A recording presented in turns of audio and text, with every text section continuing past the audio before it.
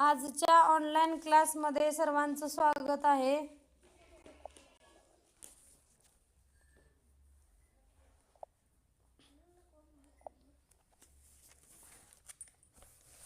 काल आपण बघितलं होतं दशांश अपूर्णांकाची सर्व नियम अटी लिहून घेतल्या होत्या, त्याची माहिती बघितली होती. आज आपण व्यवहारी अपूर्णांक आणि दशांश अपूर्णांक यांच्यामधील संबंध बघूया. त्याच्या अगोदर दशांश अपूर्णांकामध्ये मापनाची प्रमाणे दर्शवणारा एक तक्ता आहे, त्याचा अभ्यास करणार आहोत.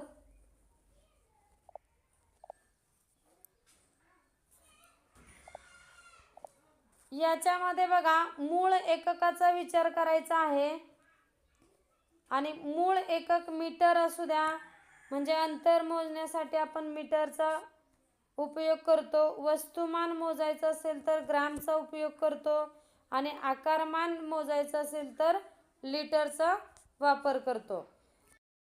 बघितलंय,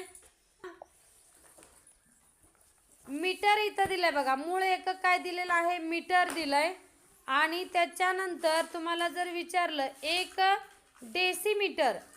डेसिमीटर बरोबर किती मीटर, तर 1 डेसिमीटर बरोबर 1/10 मीटर. इथं तुम्हाला या चार्टमध्ये ही माहिती दिली. 1 डेसिमीटर बरोबर किती मीटर, तर 1 डेसिमीटर बरोबर 1/10 मीटर दिले. पण तुम्हाला काय विचारलं? 1 मीटर बरोबर किती डेसिमीटर.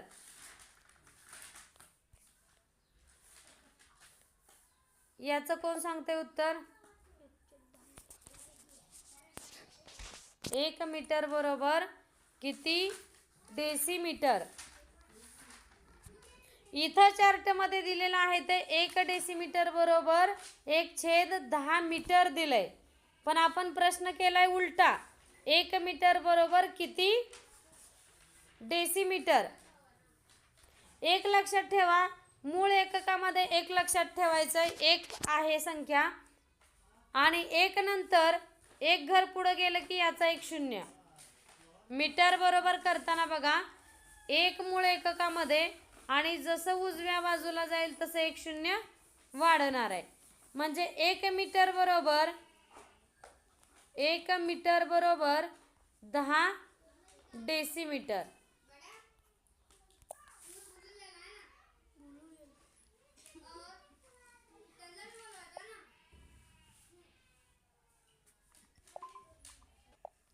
एक मीटर बरोबर 10 डेसिमीटर.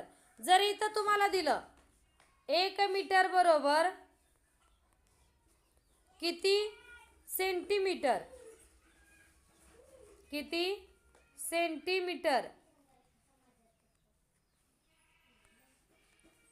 तर आता काढा बरं याच्यावरून उत्तर. डेसिमीटर काढलंय, त्याचा जरा विचार करा आणि 1 मीटर बरोबर किती सेंटीमीटर काढा.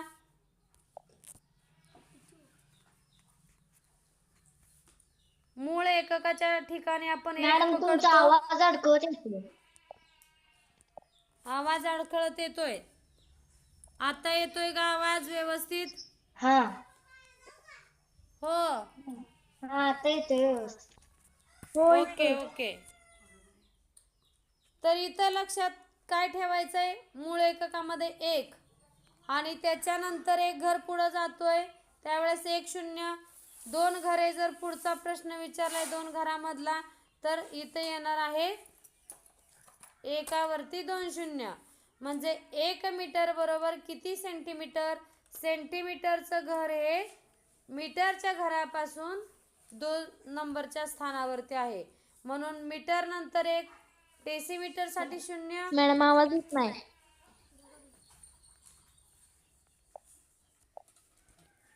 1 मीटर बरोबर किती सेंटीमीटर, तर 1 मीटर बरोबर किती सेंटीमीटर, 100 सेंटीमीटर. कसं घेतलं रे 100 सेंटीमीटर इथं? कोण सांगताय मी सांगितलेलं स्पष्टीकरण?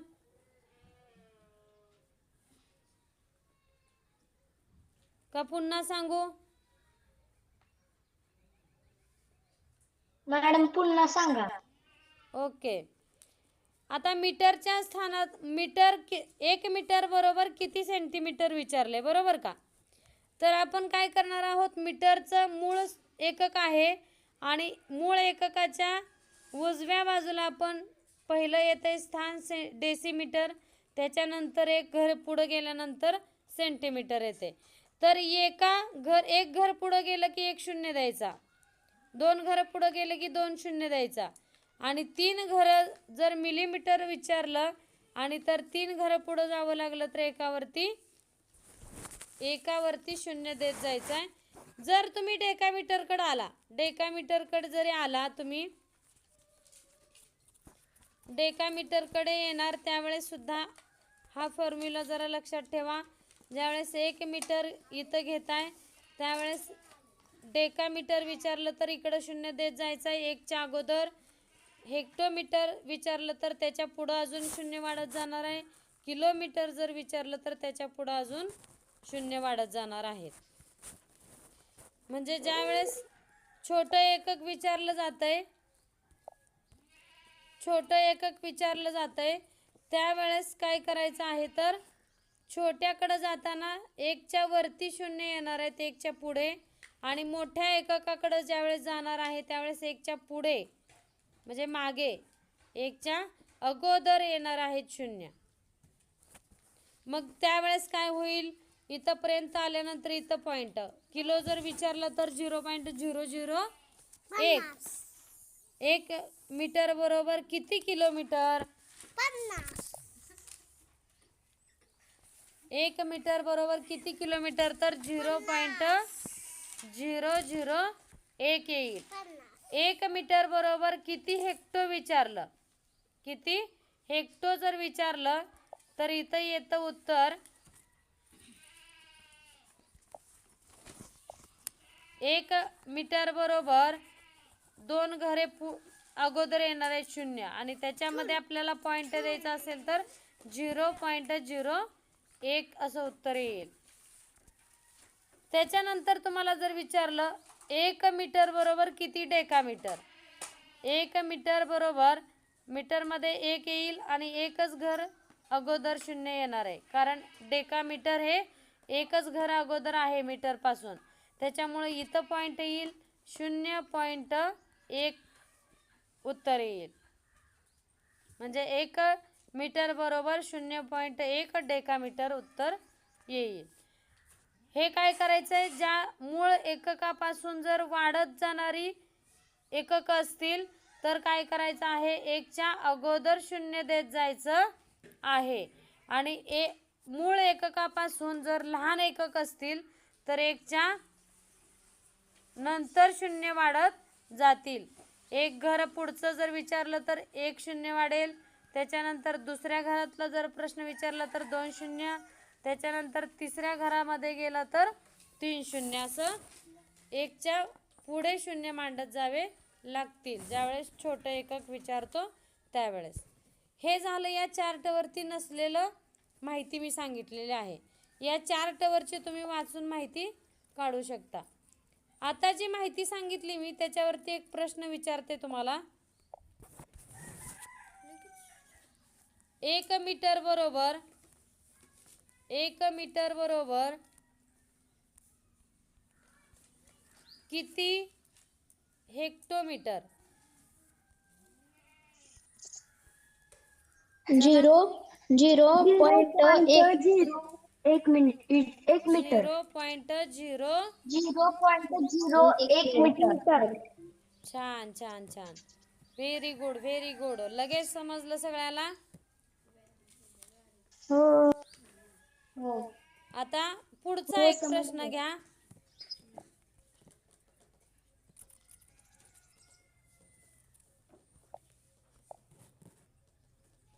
1 मीटर बरोबर किती millimetre?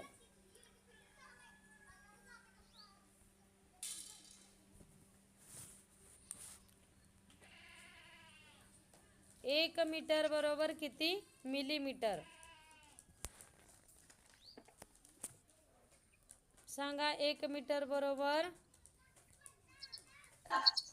1000 metre. 1000 1000 metre. Metre. Very good, very good.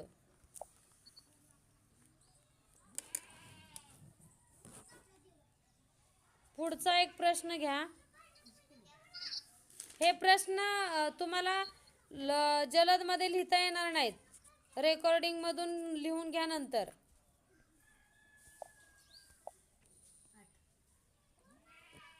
तुम्हाला लिहायला वेळ दिला तर शिकवायचं पुढं सरकतच नाही. 1 मीटर बरोबर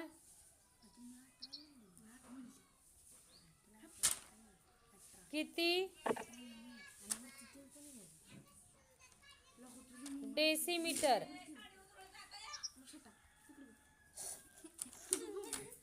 चला पटकन. 10. छान छान. 1 मीटर बरोबर 10 मीटर. ओके ओके ओके, छान समजलेलं आहे सगळ्यांना. पुढचा एक यातील एक माहिती लक्षात ठेवा. आता जशी आपण मीटरची काढलेली आहे माहिती, तशीच सेम टू सेम ग्रॅमची येणार आहे. ग्रॅमला सुद्धा काय करायचं आहे, डेका म्हटलं की इकडं एक शून्य वाढेल, इथं एक असेल. 1 ग्रॅम बरोबर 0.1 डेका ग्रॅम. त्याच्यानंतर पुढे एक शून्य वाढेल, इथं नंतर एक वाढेल. असं जसं मीटरचं सांगितलंय तसं ग्रॅमला सुद्धा लागू आहे. जर 1 ग्रॅम बरोबर किती डेसी म्हटलं तर शून्य पुढं वाढणार आहे. 1 ग्रॅम बरोबर किती सेंटी म्हटलं तर अजून शून्य वाढणार आहे. 1 ग्रॅम बरोबर किती मिलीग्रॅम म्हटलं तर पुढे 1 वाढणार आहे, शून्य. जसं मीटरला गेलं तसं सेम टू सेम ग्रॅम आणि लिटरला लागू आहे. आता पुन्हा सांगायची गरज आहे का? ओके. आता इथं माहिती दिली, चार्ट मध्ये जी माहिती दिली ती लक्षात घ्या. आपण 1 मीटर बरोबर सगळं शिकलो, बरोबर का? पण 1 डेसिमीटर बरोबर किती मीटर? 1 डेसिमीटर बरोबर, आता डेसिमीटर इथं आहे म्हणजे 1 इथं असणार आहे, आणि मीटर विचारलंय म्हणजे मीटरच्या पुढं 1 घर पुढं आहे म्हणजे 0.1 येईल. काय येईल? 0.1 येईल. याचाच अर्थ व्यवहार्य अपूर्णांकामध्ये लिहिताना 1/10 लिहिला जातो बघा. 1/10 लिहिला जातो. 1/10 आणि 0.1 याचा अर्थ एकच आहे. हे दशांश अपूर्णांकामध्ये लिहिलेलं आहे आणि हे व्यवहार्य अपूर्णांकामध्ये लिहिलेलं आहे. आता इथं लक्षात घ्या, 1 सेंटीमीटर बरोबर किती मीटर असेल रे? दोन्ही सांगा, दशांश अपूर्णांक आणि व्यवहार्य अपूर्णांकामध्ये सांगा.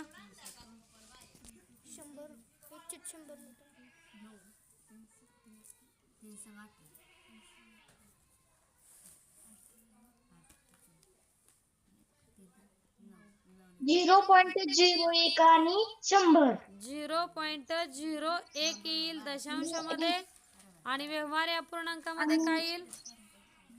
100. 100. पण कसं 100 येईल? 1/100. 1/100. हा, 1/100 येईल. म्हणजे समजलंय तुम्हाला थोडक्यात.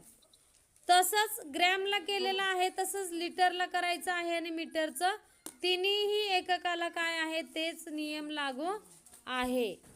जसं 1 घर पुढं सरकलं तर शून्याचा कसा वापर करायचा हेच तुम्हाला समजलेलं आहे. आता मी डायरेक्ट याच्यावरती प्रश्न विचारते बघा. डायरेक्ट याच्यावरती प्रश्न विचारते.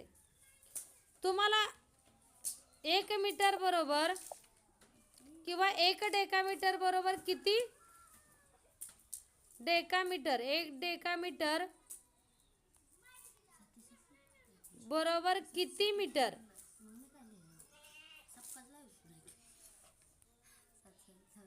किती मीटर? 0.1 मीटर. बघा बघा 0.1. बघा काय होतंय बघा. मी काय म्हटलंय? डेकामीटर म्हटलंय. 1 डेकामीटर बरोबर किती मीटर? अरे बाळानो, एक लक्षात ठेवायचंय, जो काय सुरुवातीला विचारलाय त्याच्यात एक मांडून घ्यायचा.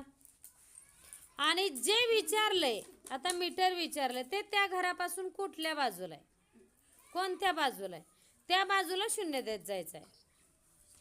जे सुरुवातीला विचारलंय त्यात एक मांडून घ्यायचा आणि जे शेवटी विचारलंय त्या बाजूला शून्य देत जायचंय. मग किती येईल? 1 डेकामीटर बरोबर किती मीटर येईल मग?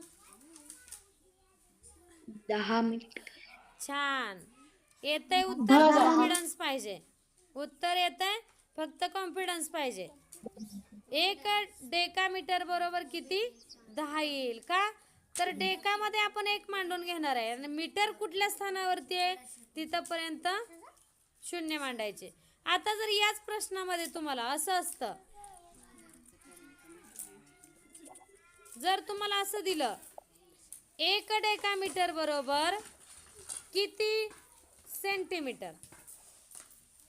1 डेकामीटर बरोबर किती सेंटीमीटर? 100. किती? डेकामीटर इथं आहे आणि सेंटीमीटर इथं आहे.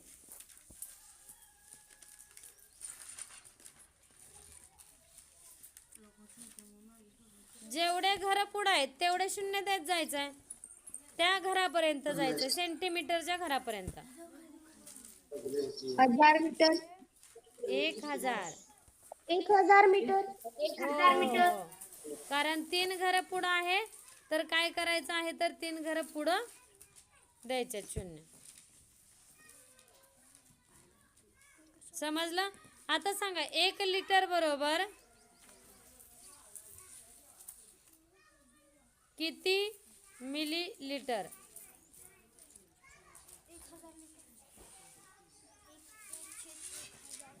1000 मिलीलीटर. आपण कोणत्या घरापासून कोणत्या घराकडे चाललोय हे लक्षात ठेवायचं व्यवस्थित.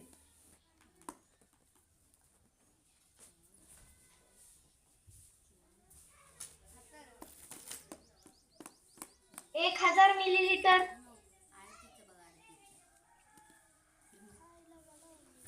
1 लिटर बरोबर किती मिली लिटर म्हटलंय? किती येईल? आता उत्तर बरोबर सांगितलंय बघा. 1000 मिलीलीटर. 1000, कारण 1 लिटर मध्ये आपलं 1 आहे बरोबर, आणि त्याच्यानंतर काय आहे, 3 घर पुढं जायचंय आपल्याला, तर 3 शून्य द्यावे लागतील बरोबर. मग 1 मिलीलीटर बरोबर किती लिटर असेल रे? 1 मिलीलीटर बरोबर किती लिटर असेल? 1000 लिटर. आता इथं 1 लिटर बरोबर 1000 लिटर दिलंय बरोबर का? इथं 1000 लिटर, 1 लिटर बरोबर 1000 दिलंय. मग 1 मिलीलीटर बरोबर किती लिटर येईल? किती? आवाज येईना, नीट सांगा. 100 मिलीलीटर. 100 मिलीलीटर नाही, 1 मिलीलीटर बरोबर, प्रश्न नीट ऐकायचा आणि नंतर उत्तर द्यायचंय. किती?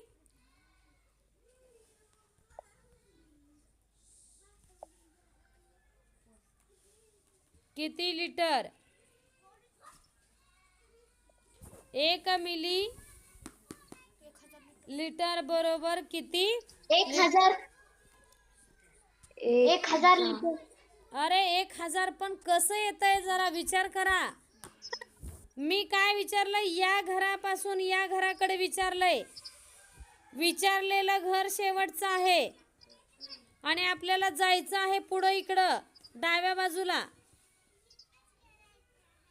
टीचर 0.001 म्हणजे प्रत्येक वेळेस तुम्हाला असा क्ल्यू दिल्याशिवाय तुम्हाला उत्तर सांगता येत नाही. पण अरे सरळ सरळ इथं समोर लिहिलेलं होतं. डायरेक्ट इथं या चौकोनाकडे बघितलं असता तर 1 मिलीलिटर बरोबर 1/1000 लिटर लिहिलेलं आहे. पण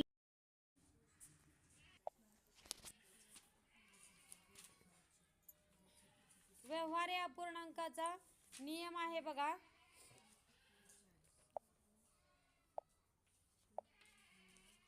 प्रत्येक व्यवहारी अपूर्णांकाच्या अंशात व छेदात. अंश आणि छेद म्हणजे काय? जे वरती संख्या असते त्याला अंश म्हणतो आणि जी खाली जी संख्या असते त्याला छेद म्हणतो.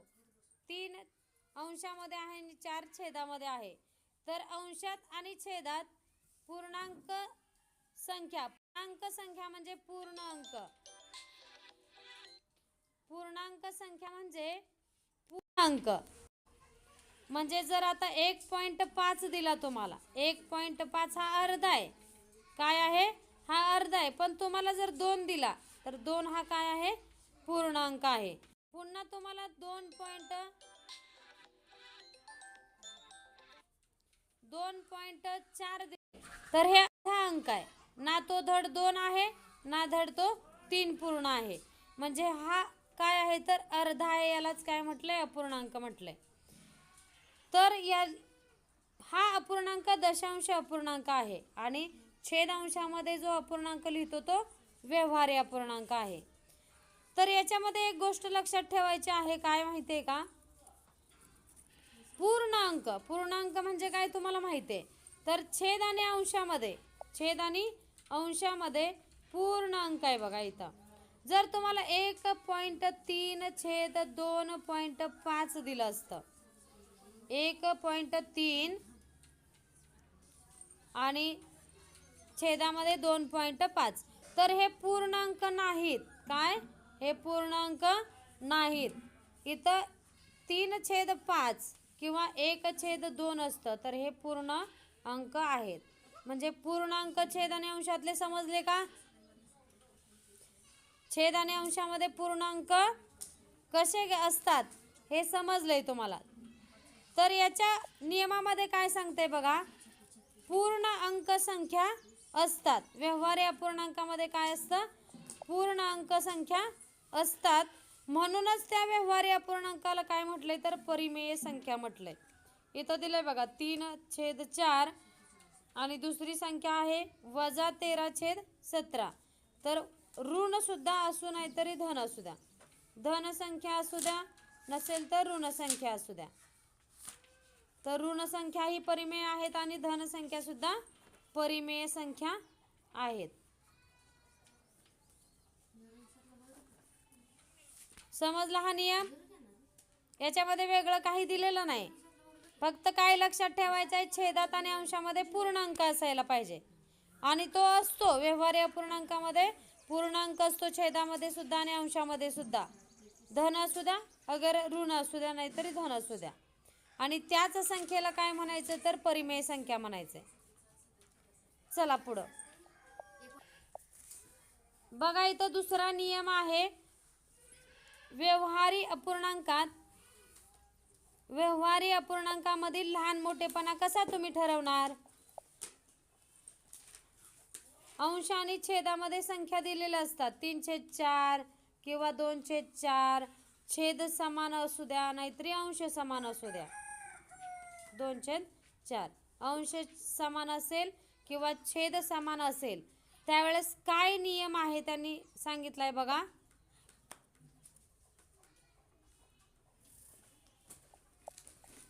व्यवहारी अपूर्णांकाचे छेद सारखे असतील. व्यवहारी अपूर्णांकाचे छेद सारखे असतील व अंश निरनिराळे म्हणजे वेगळे असतील तर त्याचा अंश ज्या संख्येचा अंश सर्वात मोठा आहे तो अपूर्णांक सर्वात मोठा असतो. बघा इथं छेद समान आहेत, छेद समान आहेत आणि अंश वेगवेगळे आहेत. 2/3, 4/3, 5/3. याच्यामध्ये छेदात 3 3 3 आहे, अंशामध्ये 2 4 आणि 5 आहे. तर याच्यामध्ये काय सांगितलंय, ज्याचा अंश मोठा, ज्याचा अंश सर्वात मोठा तो सर्वात मोठा अपूर्णांक आहे. म्हणजे या संख्येमध्ये काय मोठा आहे तर 5/3. का तर या 5चा अंश सगळ्यात मोठा आहे, म्हणून 5/3 ही हा अपूर्णांक जो आहे तो सर्वात मोठा अपूर्णांक आहे. त्याच्यानंतर बी, त्यातलाच बी बघा, व्यवहारी अपूर्णांकाचे अंश सारखे असतात. आपण इथं बघितलं छेद सारखे असतात, या पॉइंटमध्ये आहे बघा अंश सारखे असतात आणि छेद निरनिराळे असतात, म्हणजे छेद वेगवेगळे असतात. त्यावेळेस काय असतं, ज्याचा छेद सर्वात मोठा, ज्याचा छेद सर्वात मोठा तो अपूर्णांक सर्वात लहान. बघा इथं सर्वात मोठा दिलाय, म्हणून न पाहता न ऐकता इथंही मोठा पकड चाल, पण इथं दिलाय सर्वात लहान, इथं दिलाय सर्वात मोठा. म्हणजे ज्याचा छेद समान असतो त्याच्यामध्ये सर्वात मोठा अंश तो सर्वात मोठा अपूर्णांक. परंतु इथं दिलेला आहे अंश समान आहे. काय आहे, अंश समान आहे आणि छेद वेगवेगळे आहेत. अंश समान आहेत आणि छेद वेगवेगळे आहेत. त्यावेळेस ज्याचा छेद सर्वात मोठा, ज्याचा छेद सर्वात मोठा म्हणजे इथं 4 सर्वात मोठा आहे बघा, तर तो अपूर्णांक सर्वात लहान आहे. लहान लक्षात ठेवायचं आहे, लहान. तर यामध्ये काय आहे तर 1/4 हा अपूर्णांक सर्वात लहान आहे. हा नियम समजला सगळ्यांना, लक्षात ठेवायचा. हो. चला नंतर तुम्ही लिहून घ्यायचं आहे, हो. नंतर तुम्ही लिहून घ्या. आता पुढचा नियम 3 नंबरचा नियम असा आहे, निरनिराळ्या व्यवहारी अपूर्णांकांपैकी, म्हणजे निरनिराळ्या म्हणजे वेगवेगळ्या व्यवहारी अपूर्णांकांपैकी प्रत्येक अपूर्णांकाच्या अंश व छेदा, अंश आणि छेद यापैकी छेद अंशापेक्षा 1ने मोठा, छेद अंशापेक्षा कितीने मोठा आहे तर 1ने मोठा आहे.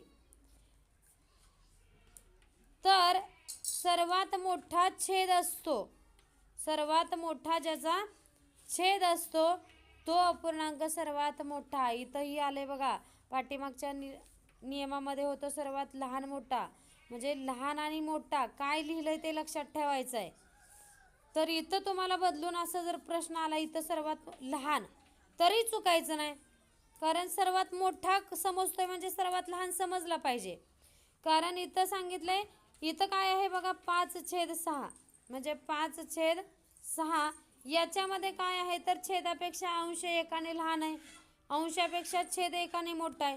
तुम्हाला उलट काहीही सांगू द्या, याच्यामध्ये छेद आणि अंश यापैकी काय म्हटलंय, छेद अंशापेक्षा, छेद अंशापेक्षा काय आहे तर 1ने मोठा आहे. हे 5 + 1 = 6 होतंय, म्हणजे 1ने मोठा आहे. तर ज्याचा छेद मोठा आहे, सर्वात मोठा ज्याचा छेद तो अपूर्णांक सर्वात मोठा असतो. म्हणजे या अपूर्णांक दिलेत बघा, 5/6, 5/6, 11/12, 17/18. यापैकी 17/18 हा अपूर्णांक सगळ्यात मोठा आहे. तर तुम्हाला असं दिलं 2/3, 4/5, 6/7 असेल, कोणतीही संख्या बदलून देऊ द्या, याच संख्या येतील पेपरला असं नसतं. तुम्हाला पेपरला बदलून संख्या देऊ द्या, बदलून जरी दिल्या तर नियम मात्र तुम्हाला लक्षात ठेवायचा आहे. नियम तुम्ही लक्षात ठेवला की तुम्हाला संख्या बदलून कोणतंही गणित फिरवून विचारू द्या तर ते गणित तुम्हाला सुटायला पाहिजे. तर ज्याचा काय आहे तर छेद मोठा आहे तो अपूर्णांक सर्वात मोठा. माझं एक उदाहरण देते इथं, 2/3 फक्त छेद 1ने मोठा असावा, छेद फक्त 1ने मोठा असावा. इथं 2/4 असेल तर चालणार नाही. इथं काय म्हटलेलं आहे, फक्त छेद एका संख्येनं मोठा पाहिजे. जर इथं 7 छेद असेल तर 7 छेदामध्ये 8, त्याच्यानंतर इथं 25 असेल अंशामध्ये तर छेदामध्ये 26 आहे. तर याच्यामध्ये सर्वात मोठी संख्या कोणती रे? या संख्यांमध्ये सर्वात मोठी संख्या कोणती? 26. म्हणजे 25 छेद 26. 26. संख्या 26 मोठी सांगायची नाही बाळांनो. अपूर्णांकामध्ये 25/26.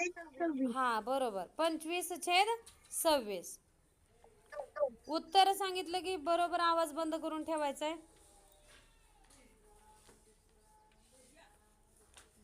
चला, हा नियम समजलाय. पुढचा नियम घ्या.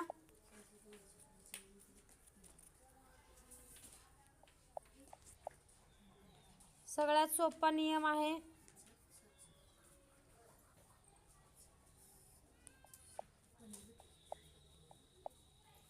बघा काय दिलेलं आहे इथं, 1/1 ×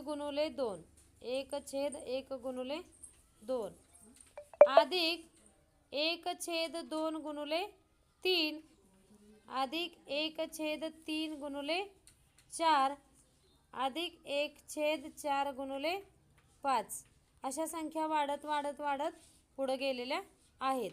आणि शेवटी आहे 1/18 × 19. इथं नाही थांबलं. इथं पुढं जाऊन अजून जर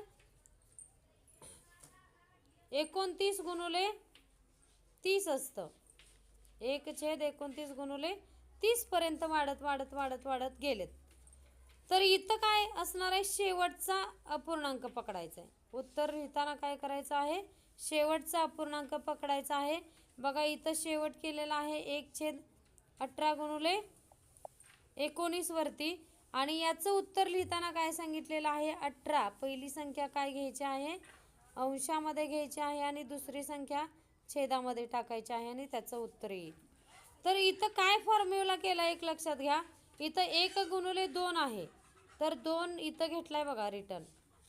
इथं 2/3 आहे, तर सिक्वेन्स तोच ठेवलाय बघा. इथं 3 घेतलाय रिटर्न. 3/4 आहे, तर हा 4 पुन्हा पुढच्याला घेतलाय. तसाच पुन्हा 4/5 आहे, तर 5 पुढच्याला घ्यायचा आहे. 5/6.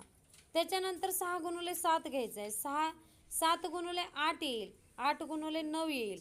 असं करत करत करत तुम्हाला जरी 99/100 असेल, 95/96 असेल शेवटची संख्या, पण याच पद्धतीचं जर गणित आलं परीक्षेला, आणि 100% या प्रकारचं गणित हे परीक्षेला येतच.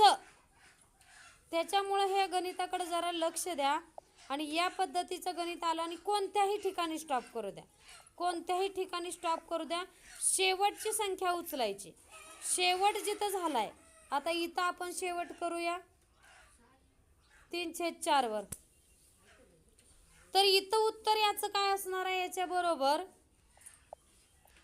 याचं उत्तर असणार आहे 3/4. बरोबर का? कारण इथं एंड इथं 18/19 ला केलाय, त्याच्यामुळे इथं 18 छेदामध्ये 19 आलंय. पण आपण एंड इथं केलाय 1/3 वरती, त्याच्यामुळे आपलं 3 जाईल अंशामध्ये आणि 4 येईल छेदामध्ये. हा नियम समजला?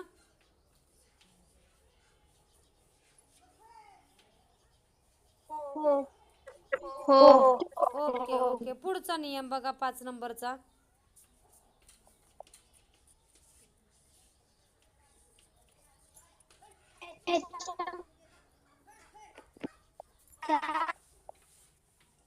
चौथ्या नियमावरती एक गणित घ्या तुम्हाला.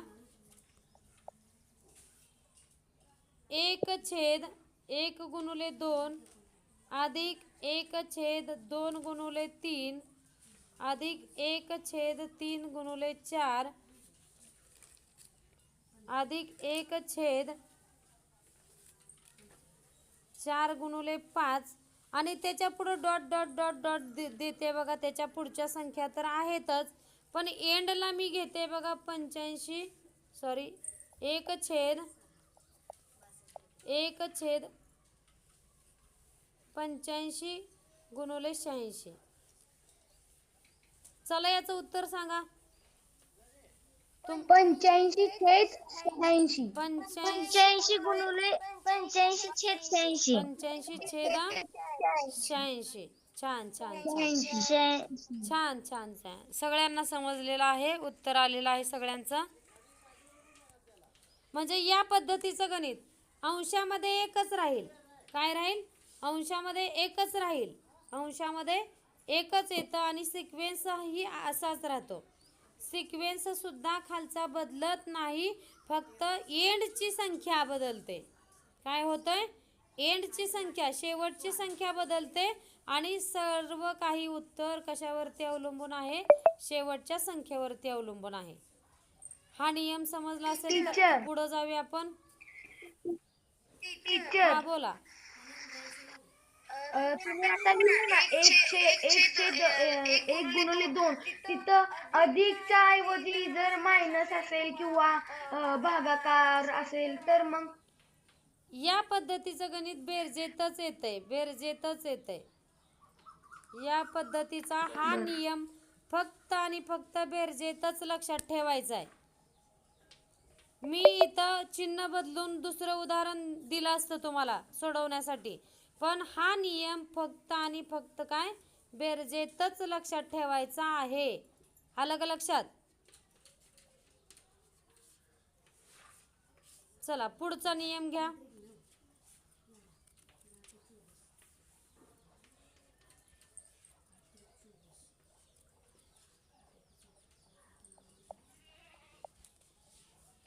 लास्टचा नियम आहे बघा. ऋण अपूर्णांकाची तुलना करताना वरील सर्व नियम उलटे होतात. ऋण अपूर्णांकाचा सर्वात महत्त्वाचा नियम आहे बघा. आपण सर्व काही शिकलो ते धन अपूर्णांकाचं शिकलो, बरोबर? धन अपूर्णांकाचं सर्व काही शिकलो, पण इथं तेच नियम, तीच काही सूत्र असतील, तेच अटी असतील, तर त्या सर्व अटी नियम ऋण अपूर्णांक असेल तर काय करायचं आहे? नियमच उलटा करून टाकायचा आहे. जे तुम्ही लहान मोठेपणा काढताय, आता तुम्हाला सांगितलं होतं 2/3, 2/5, 2/8, या अपूर्णांकामध्ये तुम्हाला लहान किंवा मोठं जर काढायचं असेल संख्या, तर जो नियम धन संख्येला आहे, धन अपूर्णांकाला आहे, तोच नियम जसाच्या तसा पण उलटा करायचा आहे. जसाच्या तसा दिलाय तसा उलटा फिरवायचा नियम. तुम्ही धनमध्ये जी सर्वात मोठी संख्या समजताय, जी कोणती असेल ती, तुम्ही जी सर्वात मोठी संख्या समजताय ती ऋणमध्ये सर्वात लहान संख्या असते बघा. त्यासाठी तुम्हाला एक उदाहरण देते, साध्या संख्येचं देते, अपूर्णांकाचं सोडून. आता तुम्हाला बघा इथं 2 आहे, 8 आहे, 9 आहे. याच्यामध्ये सर्वात मोठी संख्या कोणती रे? 9 आहे, बरोबर? आता मला सांगा, -2, -8 आणि -9 यामध्ये सर्वात मोठी संख्या कोणती आहे? -9. -9 सर्वात मोठी म्हटले बाळांनो. -2. -2. नियम उलटा करायचंय.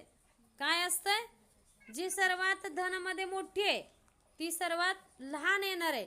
कारण तुम्ही संख्या रेषा बघितली आहे बघा. संख्या रेषा माहिती आहे तुम्हाला? 0 पासून धनसंख्या ऋणसंख्या स्टार्ट होत आहेत. इथं बघा, या संख्या रेषेवरती इथं 0 आहे. उजवीकडे जाईल तसं धनसंख्येत 3 असेल, 4 असेल, पण डाव्या बाजूला गेलं तर -1, -2, -3. पण या -1 च्या नंतर 2 येते, ही सर्वात मोठी आहे.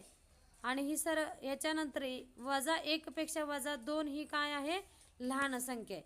-2 पेक्षा -3 ही लहान संख्या आहे. -3 पेक्षा -4 ही लहान संख्या आहे. -4 पेक्षा -5 ही लहान संख्या आहे.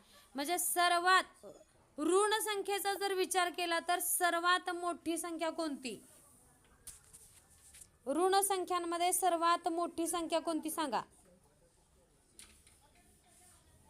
तुम्ही सर्वात लहान सांगू शकत नाही, पण सर्वात मोठी सांगू शकताय बघा. सांगा पटकन.